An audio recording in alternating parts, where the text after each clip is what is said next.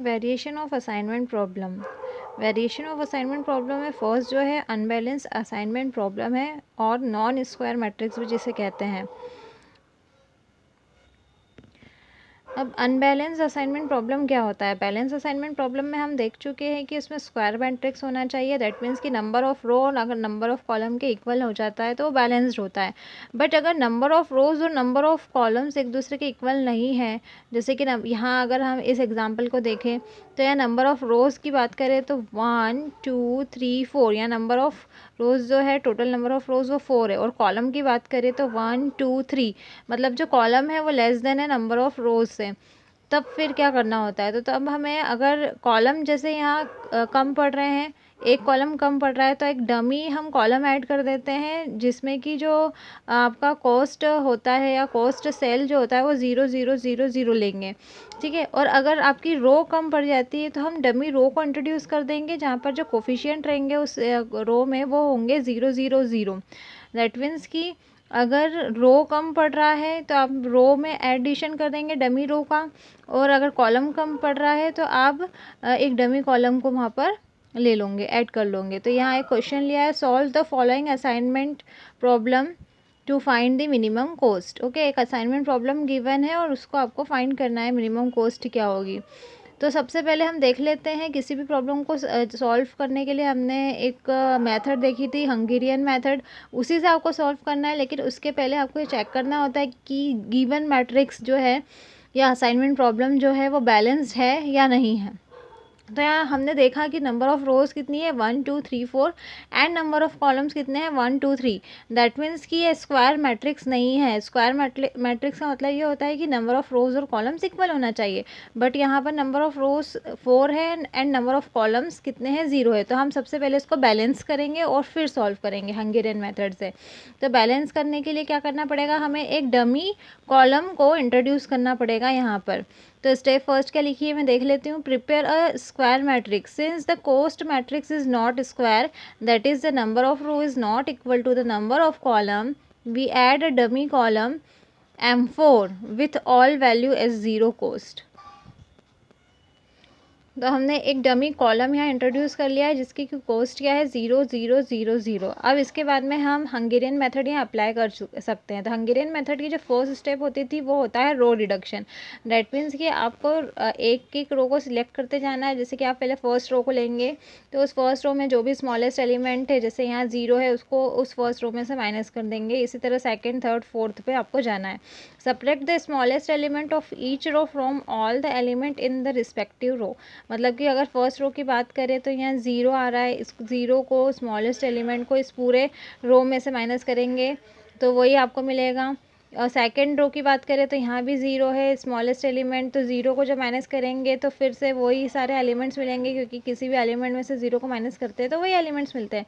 इसी तरह रो थर्ड और फोर्थ की अगर बात करें तो वहाँ पर भी क्या है, जो मिनिमम नंबर या मिनिमम जो कॉस्ट है वो क्या है 0 एंड 0 है। दैट मीन्स कि जो आपकी अगर थर्ड रो की बात करें तो उसमें मिनिमम जो स्मॉलेस्ट नंबर है वो 0 है। तो अब 35 minus 0 35, 20 minus 0 20, 15 minus 0 0 and 15 minus 0 15 and 0 minus 0 0। इसी तरह अगर लास्ट वाले रो की बात करें तो वहाँ पर भी क्या है स्मॉलेस्ट एलिमेंट 0 है। तो अब जब आप माइनस करोगे इसमें से तो आपको वही आपको फिर से रो मिलेगी। इसके बाद होता है कॉलम रिडक्शन, हंगेरियन मेथड का सेकेंड स्टेप। तो कॉलम रिडक्शन में क्या होता है कि आप कॉलम वाइज अब स्मॉलेस्ट एलिमेंट को माइनस करोगे। अगर हम फर्स्ट कॉलम की बात करें तो फर्स्ट कॉलम में जो स्मॉलेस्ट एलिमेंट है वो 9 है। 9 को जब इस फर्स्ट कॉलम में से माइनस करोगे तो आपको मिलेगा 0 4 26 एंड 9। इसके बाद अगर सेकंड कॉलम की बात करें तो सेकंड कॉलम में स्मॉलेस्ट एलिमेंट 20 है। इस 20 को जब आप इस पूरे कॉलम में से माइनस करोगे तो आपको मिलेगा 6 7 0 10। इसके बाद अगर थर्ड कॉलम की बात करें तो स्मॉलेस्ट एलिमेंट है 6। जब 6 को आप इस कॉलम में से माइनस करोगे तो आपका जो नया कॉलम बनेगा वो बनेगा 9 0 9 14। और लास्ट कॉलम की बात करें तो वहाँ सारी एलिमेंट इक्वल है। दैट मीन्स कि 0 है और वही स्मॉलेस्ट एलिमेंट है। तो स्मॉलेस्ट एलिमेंट 0 है तो 0 में से 0 को माइनस करेंगे तो जो लास्ट आपको कॉलम मिलेगा वो 0 मिलेगा। इसके बाद आपको क्या करना होता है, ऑप्टिमल सॉल्यूशन पता करने के लिए आपको असाइनमेंट्स करने होते हैं।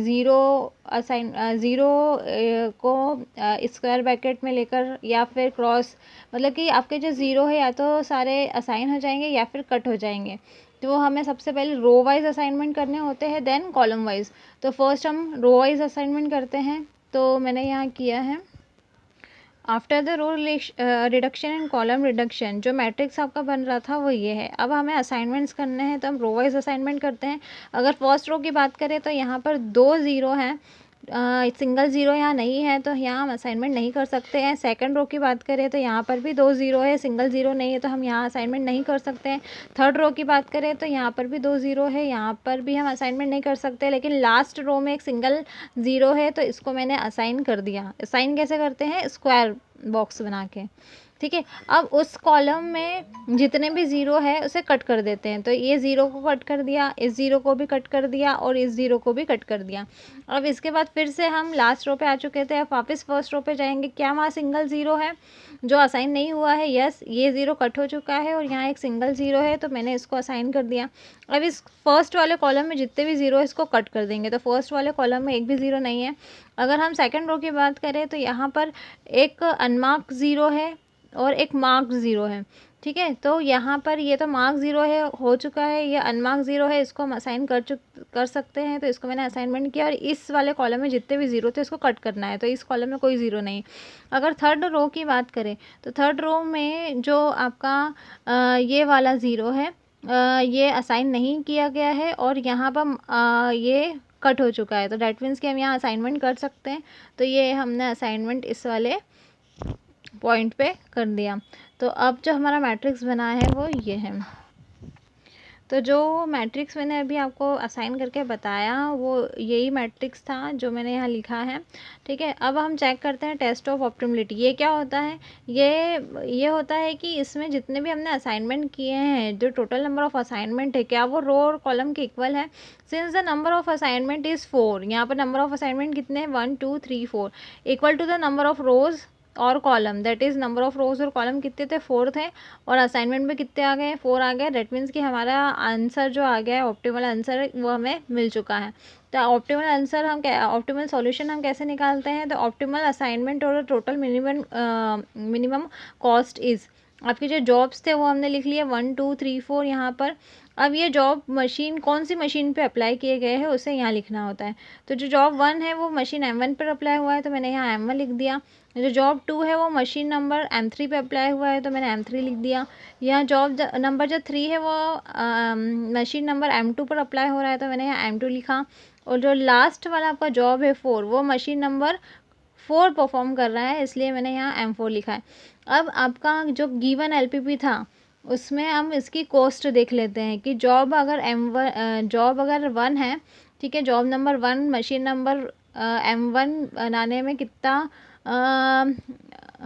कॉस्ट लेता है, मतलब कितना उसको रुपीज़ लगता है अगर जॉब 1 मशीन M1 बनाता है। तो ये आपका गिवन LPP था। तो जॉब 1 मशीन M1 अगर परफॉर्म करता है तो उसको 9 रुपये का खर्च आता है, तो मैंने यहाँ पर कॉस्ट इसका लिख दिया 9। इसके बाद में जॉब अगर 2 है और मशीन नंबर M3 उसको बनाता है तो कितना रुपये लगता है? तो जॉब नंबर 2 और मशीन नंबर M3 अगर बनाता है तो उसको 6 रुपीज़ लगता है, तो मैंने यहाँ 6 लिख लिया। इसी तरह जॉब जो M3 अगर वो मशीन नंबर M2 बनाता है तो उसे कितना कॉस्ट लगता है? तो जॉब M3 है और मशीन नंबर M3 उसको बना रहा है, दैट मीन्स कि मशीन नंबर M2 जो है, M2 मशीन जो है वो बना रहा है, तो उसको 20 रुपीज़ लगता है। तो ये मैंने 20 लिख दिया। इसी तरह जॉब नंबर 4 को मशीन M4 परफॉर्म कर रहा है, तो जॉब जो है 4 उसको मशीन M4, तो M4 हमने डमी कॉलम लिया था, ठीक है। तो उसको कितना कॉस्ट लग रहा है? 0, क्योंकि मशीन M4 तो है ही नहीं।